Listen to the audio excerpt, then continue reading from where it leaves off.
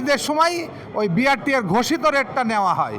ঈদের আগে 100 টাকা বেশি নিতেছে, আগে 650 ছিল, এখন 750 টাকা নিতেছে। টিকিট দিয়ে তো সবাই বিপদে পড়বে, পরিবহন মালিকরাও বিপদে পড়বে, যাত্রীরাও বিপদে পড়বে।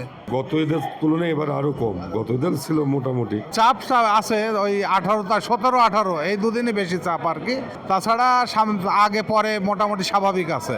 ভাড়া নিয়ে কিছু না, ভাড়া ব্যাপারটা হচ্ছে যে বিআরটি ঘোষিত রেট যেটা সেটা অন্যান্য সময় নেওয়া হয় না, বিধায় প্যাসেঞ্জারদের মধ্যে একটা ভ্রান্ত ধারণা থাকে যে এই সময় যখন আমরা ওই বিআরটি এর ঘোষিত রেটের ভাড়াটা নিই তখন তারা ভাবে যে আমাদের কাছে এই 100 টাকা বেশি নিচ্ছে, বাট তা না, ওই 100 টাকা অন্য সময় স্বাভাবিকভাবে কম নেওয়া হয়। আর এই একমাত্র ঈদের সময় ওই বিআরটি এর ঘোষিত রেটটা নেওয়া হয়। কিলোমিটার হিসাবে বিআরটি আমাদেরকে যে একটা রেট ঘোষণা করে দিয়েছে সেই রেটের ভাড়াটা নেওয়া হয়। সারা বছর ওই কম নেওয়া হয়, কারণ হলো যে যাত্রী সংকলতা থাকে, মফস্বল শহর, ব্যবসায়িক কম্পিটিশন থাকে, বিভিন্ন পরিবহনের প্রতিযোগিতা থাকে, এই কারণে 50-100 টাকা কম নেওয়ার একটা প্রচলন হয়ে গেছে। ওইটা ঈদের সময় যখন স্বাভাবিক নেওয়া হয় তখন যাত্রীদের ভিতরে একটা কাজ করে যে আমাদের ঈদের সময় বেশি নাই, কিন্তু বাট এটা না।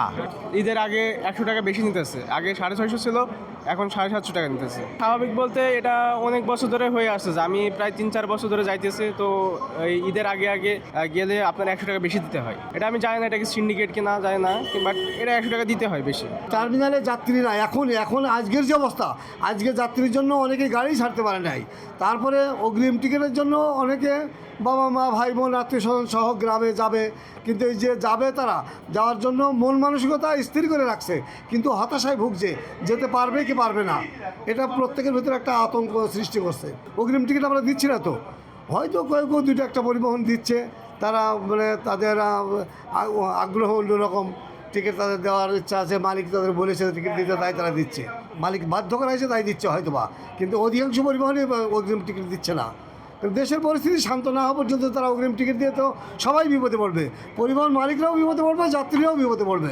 সংকটের জন্য এখন বর্তমান লোকজন চলাফেরা কম করতেছে, কারণ টাকা ছাড়া তো মানুষ চলাফেরা করতে পারে না। এর আগে মানুষের টাকা পয়সা ছিল, সচ্ছল ছিল, তখন লোকজন আপ ডাউন ছিল। সকাল থেকে অনলি 1 পিস গাড়ি ছাড়ছে, যেহেতু সকাল থেকে এই পর্যন্ত আমার 12-14 ট্রিপ গাড়ি যায়, একটা গাড়ি ছাড়ছে, এই দুইটা একটা গাড়ি ছাড়বো, 5 সিট বেঁচে বসে আছে যাত্রীরা, দেখছেন তো অবস্থাটা।